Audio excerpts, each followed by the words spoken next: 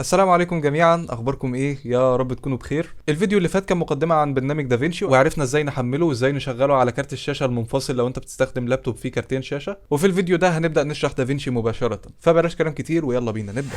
طبعا اول ما تفتح دافينشي بتظهر لك القائمه دي اللي بيبقى فيها كل البروجكتس اللي انت اشتغلت عليها قبل كده، ولكن لو اول مره تحمل البرنامج فغالبا مش هتلاقي اي حاجه من دول موجودين. فهنضغط على نيو بروجكت وهنسميه مثلا ماي دافينشي فيديو، وهنضغط على كرييت. هيدخلنا اوتوماتيك على قائمه الكات، وهي معموله للمونتاج السريع اللي هو انت عندك فيديو هتقصقص منه كام حاجه وتحط عليه تكست وشويه بهارات كده وتعمل له اكسبورت على طول. ولكن انا شخصيا ما بتعاملش معاها خالص، فهنرجع للقائمه اللي قبلها اللي هي الميديا، واللي هنضيف فيها الفيديوهات والصور والاصوات بتاعتنا. ولكن قبل ما ندخل على اي حاجه محتاجين نظبط كام اعداد كده في دافينشي. فهندخل على دافينشي ريزولف، بعد كده بريفرنسز، وهنيجي عند الميموري اند جي بي يو، وممكن تحدد للدافينشي من هنا كميه الرام اللي انت مش عايزه يعديها. ونفس الحكايه بالنسبه للفيوجن، انا عن نفسي هسيبهم زي ما هم، وسيب العلامتين دول زي ما هم، ولكن اتاكد ان كارت الشاشه اللي شغال على دافينشي فعليا هو الكارت المنفصل. ولو ما كانش كده ارجع للفيديو اللي فات، كنا شرحنا في اخره ازاي تشغل دافينشي على كارت الشاشه المنفصل. وبعد كده هندخل على يوزر وننزل تحت عند بلاي باك سيتنجز، وهتعلم على الاثنين دول صح، والبرفورمانس مود هتخليه مانيوال، وتعلم صح على الثلاث حاجات دي. واهم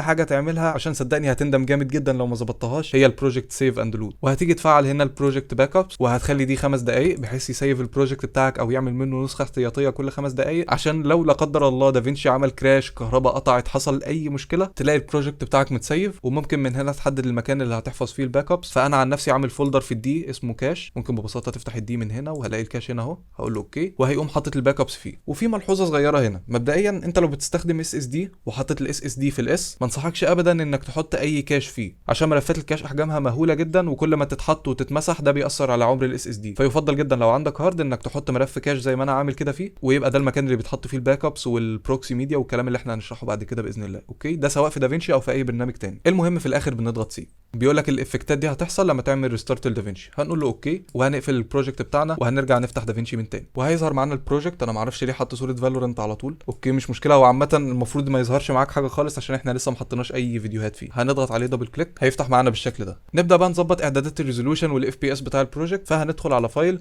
ونختار بروجكت سيتنجز، وهيدخلك اوتوماتيك على الماستر سيتنجز. ولو فتحنا التايم لاين ريزولوشن هنلاقي عندنا كذا بريسيت جاهزه. انا عن نفسي بسيبه على 1920 في 1080، ولو في ريزولوشن معين عايز تستخدمه ومش موجود هنا بتطلع فوق خالص وبتحدد كاستم وبتحط الريزولوشن اللي انت عايزه هنا بكل بساطه. وعندنا هنا الفريم ريت، انا عن نفسي بخليه 60 فريم، والبلاي باك فريم ريت خليها نفس اللي فوق بالظبط عشان ما تلاقيش سرعه الفيديو مختلفه. وبكده نكون حددنا جوده الفيديو النهائي هتبقى عامله ازاي. هندخل بعد كده على الفيديو مونيتورنج اللي هي الجوده اللي هتظهر لنا بس جوه دافينشي. فانا عن نفسي بخليها 720 بي 60 فريم، وتاكد ان رقم الفريمات اللي هنا هو اللي انت محدده هنا. فانا عن نفسي حطيتها 60 فبخليها 60 زي ما هي. وبعد كده بننزل تحت وهنلاقي عندنا الاربع اختيارات دول هنتكلم عليهم بعد كده باذن الله، بس المهم بالنسبه لي دلوقتي هو الريندر كاش فورمات. فبضغط عليها وبختار دي، وبننزل تحت ونغير الحاجات دي كلها ونخليها في ملف الكاش اللي انا كنت محدده اللي هنا ده، سيلكت فولدر، واللي بعده نفس الحكايه،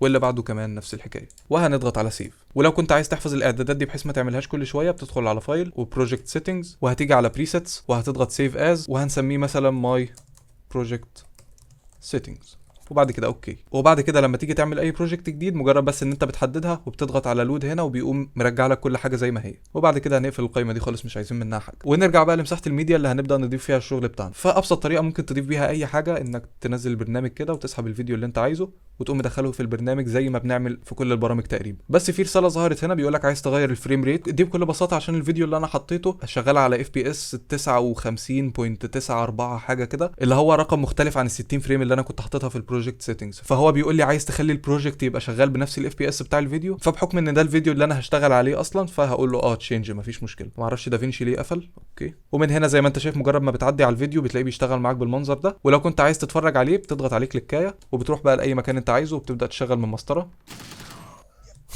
بدايه مبشره. في بقى عندك طريقه تانية من جوه البرنامج ذات نفسه. انت هتلاحظ ان عندك شويه الملفات دي غالبا الاثنين دول مش هيبقوا موجودين عندك، انا اللي ضايفهم وهنفهم ضفتهم ليه وازاي. المهم هتلاقي عندك الديسكس بتاعه الويندوز، فانا هخش على الدي وبعد كده مثلا هخش على الملف بتاعي وبعد كده فيديوز وبروجكتس، وهنختار مثلا بروجكت اللوجو ترانزيشن. ده المكان اللي كنت حاطط فيه ملفات الفيديو اللي نزل من فتره بتاع اللوجو ستينجر. وبالمناسبه ملفات الفوتوشوب بتفتح عادي، ممكن تحطها هنا مره واحده، مش شرط تكون بي ان جي او جي بي جي يعني. المهم عشان ما نطلعش بره الموضوع، انا دلوقتي مثلا عندي ملف الاوديو، عندي الاصوات بتاعتي ممكن اسحبها هنا بكل بساطه بالشكل ده. لو رجعت ورا ممكن مثلا اخش على الكليبس، هلاقي الفيديوهات اللي انا صورتها، فممكن احطها هنا كده بكل بساطه، وممكن احددهم وابدا اسحب بالمنظر ده، هلاقي كل حاجه فيهم مترصد بالمنظر ده. ولكن في طريقه منظمه اكتر شويه. انا مثلا واحد بنظم البروجكت بتاعي في فولدرات ومش عايز الدنيا تتفرد عندي هنا كده، فممكن ببساطه احددهم مع بعض، واضغط على كنترول مثلا واحدد فوتوز عشان يبقوا 3 متحددين، وبضغط كليك يمين وبختار ثالث واحده اللي هي اد فولدر اند سب فولدرز انتو ميديا بول، يعني بقول له دخل لي الملفات دي في الميديا بول هنا. ومهم جدا تختار اللي جنبها كرييت بنز عشان يحطهم لي في ملفات بالمنظر ده. ولو رجعنا للماستر هنلاقيهم محطوطين بالشكل ده. ممكن طبعا اخش على الاوديو، هلاقي الملفات الصوتيه بتاعتي كلها موجوده. لو رجعنا ورا ودخلنا مثلا على الفوتوز نفس الوضع، عند الكليبس كمان نفس الموضوع. ولو رجعنا للماستر هنلاقي كل حاجه متنظمه بالشكل ده. جميل جميل. اخر حاجه بقى قبل ما ندخل في الفيديو الاساسي بتاعنا، في ميزه حلوه جدا في برنامج دافينشي وهي الباور بنز. دي فكرتها بكل بساطه ان لو في فيديوهات او افكتات انت على طول بتستخدمها في البروجكتس بتاعتك، فبدل ما تروح تجيبها كل شويه ممكن تخش على فيو وتفعل شو باور بنز عشان تظهر معاك هنا بالمنظر ده. وممكن تدخل عليها وتضيف فيها كل الفيديوهات اللي انت بتستخدمها باستمرار. انا شخصيا ضايف الاوترو وضايف مثلا ترانزيشن اللي بيعدي في النص اللي انتوا عارفينه. وطبعا مش محتاج اقول ان انا لو فتحت بروجكت تاني هلاقيهم موجودين زي بالظبط ما ظهروا في البروجكت ده من غير ما اضيفهم ولا اعمل لهم اي حاجه. تمام. هنعمل بقى سكيب لقائمه الكات ونبدا نخش على قائمه الايديت عشان نضيف الفيديوهات بتاعتنا. وغالبا دافينشي مش هيكون ظاهر معاك بالشكل ده. هي الفكره كلها خلينا نطفي كده الميديا بول والافكتس والانسبكتور وخلينا نفتحهم واحده واحده. انا عندي الميديا بول هنا، ده المكان اللي انا حاطط فيه فيديوهاتي. ولو ضغطنا على افكتس هتفتح تحتها، وخلي بالك ان في ايقونه صغيره هنا لو ضغطت عليها هتلاقي التايم لاين اتفرد على طول البرنامج، ولكن بقى عندك مساحه نص البرنامج تقريبا تحط فيها يا اما الميديا بول يا اما الافكتس. ولكن انا عن نفسي بفرده للاخر وبشغل الافكتس والميديا بول مع بعض. وعلى الناحيه الثانيه بنشغل الانسبكتور، ده اللي بيبقى فيه الافكتات اللي ممكن نعملها على الفيديو وهتظهر معانا كمان شويه. وعندك الميكسر، ده تقدر تتحكم منه في ارتفاع الصوت بس بيظهر لما نضيف اول فيديو معانا، ولكن انا غالبا ما بستخدموش يعني. المهم دي تعتبر الورك سبيس اللي انا بشتغل عليها. ولكن قبل ما نبدا نعمل اي حاجه انا معدل بعض الاختصارات بتاعه دافينشي عشان تسهل عليا موضوع المونتاج شويه، عشان اغلب اختصاراته ما كانتش منطقيه بالنسبه لي بصراحه. فهتلاقي تحت في الديسكربشن ان شاء الله رابط تحميل الفايل ده اللي فيه اختصارات دافينشي اللي انا عاملها. فهتبدا تخش على دافينشي وتضغط على دافينشي ريزولف وتخش على كيبورد كاستمايزيشن، وغالبا اللي هيبقى ظاهر لك هو دافينشي ريزولف اللي هنا. ولكن عشان تضيف الاختصارات بتيجي على الثلاث نقط اللي هنا دي وبتقول له امبورت بريسيت، وبتروح للمكان اللي حملت فيه الملف وبتضغط عليه دبل كليك وبتلاقيه ظهر معاك بالمنظر ده. وبالمناسبه الاثنين دول واحد بس مش مشكله. اوكي. بعد كده هتضغط على سيف وكلوز. اوكي تمام. نبدا بقى نضيف الفيديوهات بتاعتنا. هندخل بس على الماستر الاساسيه بتاعتنا وهنلاقي الفيديو والملفات اللي احنا ضفناها كلها موجوده هنا، ولكن مش شرط تكون ظاهره معاك بالمنظر ده. هي ممكن تكون ظاهره بالشكل ده كده او حتى كده. ودي ميزتها ان انت ممكن تقلب في الملفات وممكن تبص على الفيديو من بره كده. ولو عجبك الموضوع ده تمام مفيش مشكله، بس فكره ان الفيديو بيظهر في القائمه اللي على اليمين دي هتعمل لنا مشكله قدام. فهنضغط دبل كليك على الفيديو بحيث يثبت معاك هنا كده، ونيجي على الثلاث نقط اللي هنا دي ونطفي اللايف ميديا بريفيو عشان نلغي الخاصيه دي تماما، وهبقى بس بتفرج على الفيديو من خلال المربع الصغير اللي هنا ده. ولو ضغطت عليه دبل كليك هيظهر معاك في المكان الكبير وتقدر تتفرج عليه براحتك زي ما انت عايز. ولكن انا شخصيا بحب الليست اللي هنا دي بحيث الدنيا كلها تبقى باينه قدامي. وعشان اضيف الفيديو بتاعي هبدا اسحبه هنا بالمنظر ده وهسيبه وابدا بس اظبطه للاول كده، وبس كده الفيديو اتضاف معايا كده. ممكن ابدا مونتاج عادي جدا. دلوقتي انت ممكن تشتغل على الفيديو مفيش اي مشكله، ولكن في تفصيله صغيره محتاجين نفهمها. الفيديو لما جه اتحط ضاف لنا حاجه هنا اسمها التايم لاين. ده عامل شبه السيكونس كده في البريمير، الناس اللي كانت بتستخدم البريمير. وده فكرته بكل بساطه هو المساحه اللي الفيديو بيتحط فيها. فخلينا نعمل كنترول زد كده ونشيل الفيديو خالص عشان نفهم البتاع ده اصلا بيتعمل ازاي من الاول. التايم لاين ده لو انا عايز اعمله بشكل يدوي بضغط كليك يمين وباجي عند تايم لاينز وبختار كرييت نيو تايم لاين وبسميه مثلا ماي فيديو، وبختار عدد تراكات الفيديو وعدد التراكات بتاعه الاوديو. انا عن نفسي بسيبهم واحد زي ما هم، وبعد كده بنزودهم عادي وسط ما احنا شغالين. ولو علمت صح على يوز بروجكت سيتنجز هيحط نفس الاعدادات اللي كنا حاطينها في البروجكت. طب لو انا عايز اعمل السيكونس مثلا بريزولوشن مختلف او باف بي اس مختلف، وبدخل على فورمات وبلاقي ان انا اقدر اتحكم في الريزولوشن والاف بي اس عادي جدا، ولكن انا عايز اسيبه زي ما هو فكره الموضوع ده بس ان انت ممكن تبقى حاطط تايم لاين للفيديو وتعمل تايم لاين جديد مثلا هنسميه مثلا الفيس كام، وتقوم ضايف مثلا الفيس كام بتاعتك هنا. هنجيب مثلا اي فيديو كمثال، ابدا اسحبه هنا كده، ممكن نقصقصه. هفهمك ازاي عملنا القصه دي كمان شويه. ولو دخلنا تاني على ماي فيديو ونزلنا ده تحت كده وسحبنا الفيس كام، هنقدر نحطها فوق الفيديو بتاعنا ونقدر نتحكم في الحجم بتاعها والبوزيشن والكلام ده. فدي فكره التايم لاينز بكل بساطه. انا طبعا شرحت لك الموضوع ده بالتفصيل عشان انت غالبا هتحتاجه بعد كده، ولكن احنا عاده بننجز وبنقوم ساحبين ده مره واحده كده وهو بيعمل لنا التايم لاين اوتوماتيك. انا يا دوب بس مثلا ممكن اغير الاسم بتاعه اسميه مثلا ماي فيديو وكده تمام. ولو جينا اتحركنا على الفيديو هنلاقيه شغال معانا بالمنظر ده. ولو رحنا في اي حته في الفيديو ضغطنا على سبيس هنلاقي الفيديو اشتغل معانا كويس الحمد لله. المره دي حته عدله. طبعا بنشغل الفيديو من زرار سبيس او مسطره باللغه المصريه. اوكي لحد هنا تمام. انا كده ضفت الفيديو بتاعي كله واقدر اعمل عليه مونتاج. ولو الفيديو بيهنج معاك فاحنا ان شاء الله هنعمل فيديو بعد كده هنفهم فيه ازاي نعمل موضوع الاوبتمايزد ميديا والبروكسي والكلام ده. بس عشان ما نطلعش بره الموضوع ممكن حاليا نخش على بلاي باك ونختار تايم لاين بروكسي ريزولوشن ونخليها على هاف. ولو شغلت هتلاقي ان الجوده قلت شويه والفيديو بقى شغال احسن. ولو لسه برده مهنج ممكن تخليها على كوارتر بالمنظر ده او الربع يعني.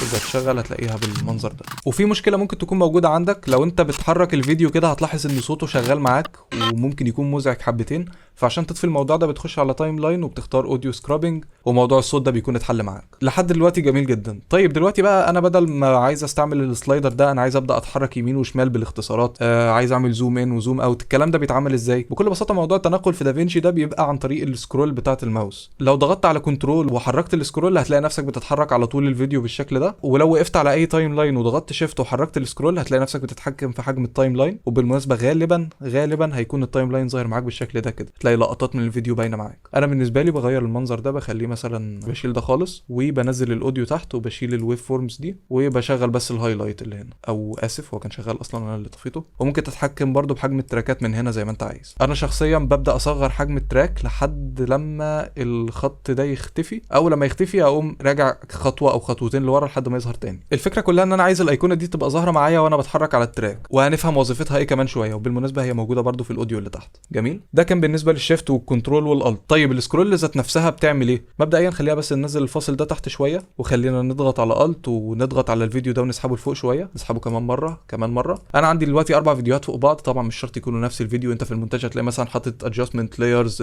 في شويه افكتات فوق. ممكن تحط صور فوق بعض حاجات زي كده يعني. فالسكرول بتاعت الماوس بتتحرك ما بينهم بس مش اكتر. وكذلك نفس الحكايه مع تراكات الصوت.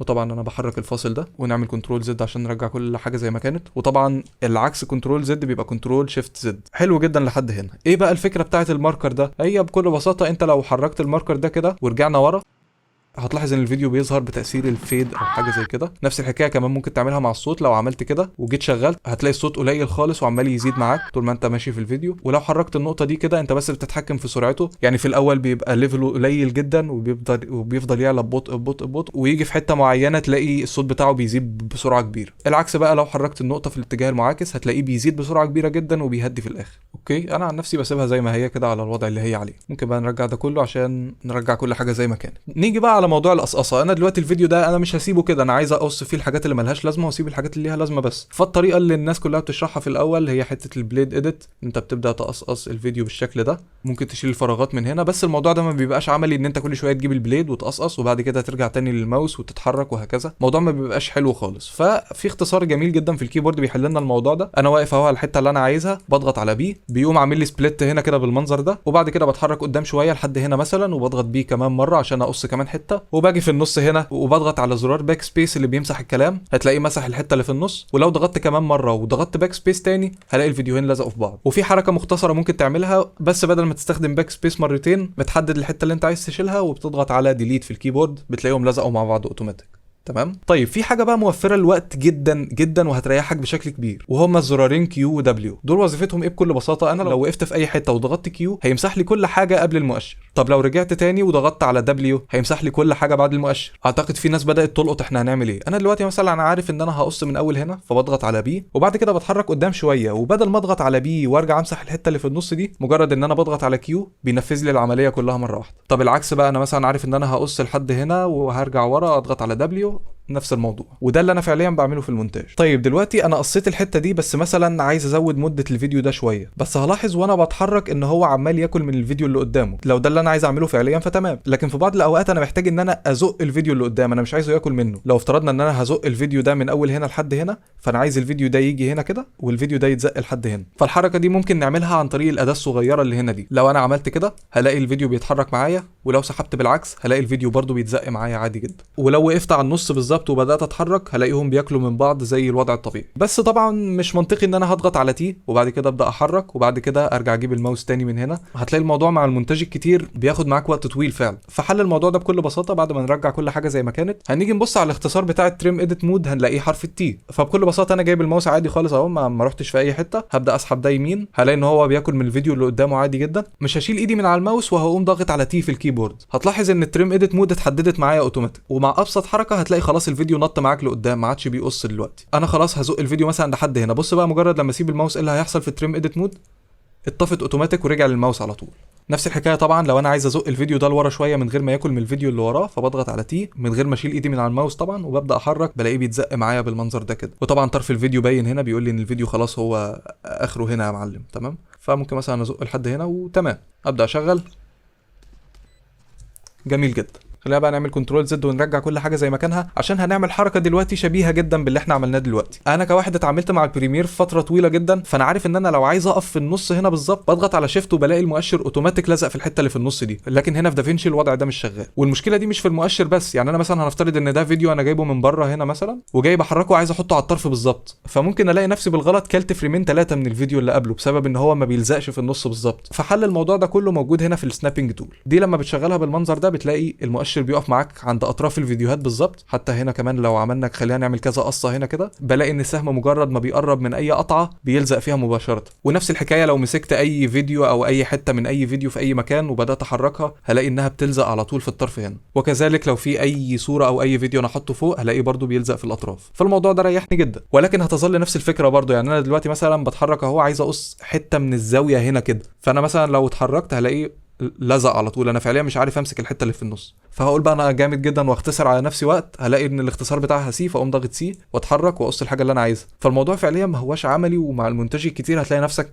زهقت من الموضوع ده. فحل المشكله دي ببساطه ان احنا هنعمل نفس اللي عملناه بالظبط في التريم اديت مود. انا دلوقتي عندي السنابنج مطفي خالص وعمال بتحرك بالماوس على التايم لاين وجيت مثلا انا قررت ان انا هقف هنا في الحته اللي في النص دي فزي ما انا مش هشيل ايدي من على الماوس خالص هضغط على سي هلاقي السنابنج اتفعل والخاصيه شغاله تمام. وبمجرد لما بشيل ايدي من على الماوس بلاقي السنابنج اتطفى اوتوماتيك. وكذلك نفس الحكايه بالنسبه للفيديوهات. انا جايب اي فيديو عايز احطه على الطرف بالظبط فبضغط على سي طبعا من غير ما اشيل ايدي من على الماوس وبقربه لحد ما يلزق وبعد كده بشيل ايدي من على الماوس خلاص كده السنابنج اتشال. فلحد دلوقتي اهم 5 اختصارات قلناهم: اختصار البي اللي بيقص، الكيو اللي بيشيل اي حاجه ورا، الدبليو اللي بتشيل اي حاجه قدام، التي بتاع التريم مود اللي بنقدر من خلالها نزق الكليبات بالمنظر ده من غير ما ناكل اي كليبات تانية، واخر اختصار قلناه هو حرف السي اللي بيشغل السنابنج. جميل جميل. خلينا بقى نمسح الكلام ده كله وهنفترض بقى ان انا مش عايز احط الفيديو كله عندي في التايم لاين، انا عايز احط حته معينه بس في الفيديو. فبضغط دبل كليك على الفيديو عندي بالمنظر ده وبقول مثلا انا عايز اخد من اول هنا كده مثلا، عايز اخد من اول هنا لحد مثلا بعد ما قتلت الاخ ده بشويه، فهرجع ورا لحد الحته اللي انا عايز ابدا منها وهضغط على حرف الاي في الكيبورد عشان احدد نقطه الان، ونتحرك بالمؤشر قدام شويه لحد ما اقتله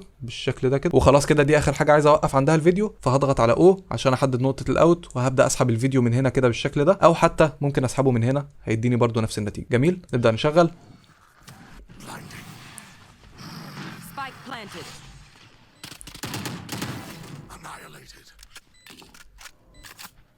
حلو جدا. وبس كده يا شباب، اعتقد كفايه قوي كده لحد دلوقتي. انا بصراحه كنت ناوي ادخل في الافكتات والانسبكتور ازاي بنتحرك فيهم وكده، ولكن فعلا الفيديو طول وعشان الموضوع كمان ما يعقدش عليكم اكتر من كده، فباذن الله الموضوع ده هنأجله للفيديو الجاي. ولو استفدت من المقطع لحد دلوقتي يا ريت تدعمنا باللايك، ولو ما كنتش مشترك في القناه تشترك وتفعل زر الجرس عشان توصلك فيديوهاتنا الجديده اول لما تنزل. وبس كده اشوفكم على خير الفيديو الجاي.